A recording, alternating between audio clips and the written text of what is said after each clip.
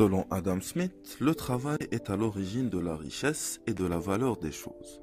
Cette richesse augmente grâce aux vertus de la division du travail.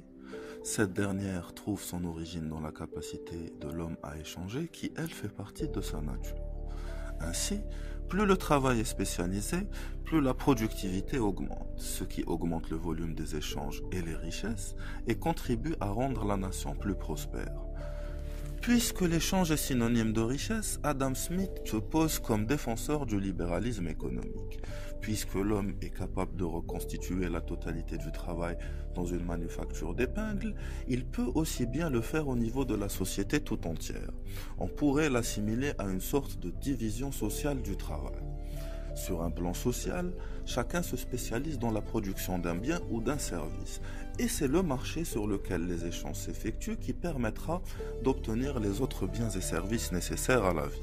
Ainsi, chaque homme, en essayant d'améliorer son bien-être, va œuvrer pour améliorer le bien-être général. C'est la métaphore de la main invisible. Adam Smith nous dit: ce n'est pas de la bienveillance du boucher, du caviste et du boulanger que nous attendons notre dîner, mais bien du soin qu'ils apportent à leurs intérêts. Nous ne nous adressons pas à leur humanité, mais à leur égoïsme.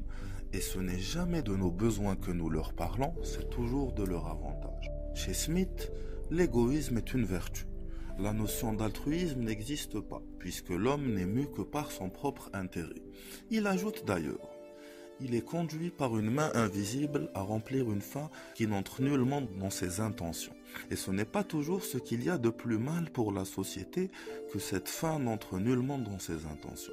Tout en ne cherchant que son intérêt personnel, il travaille souvent d'une manière plus efficace pour l'intérêt de la société que s'il avait réellement pour but d'y travailler.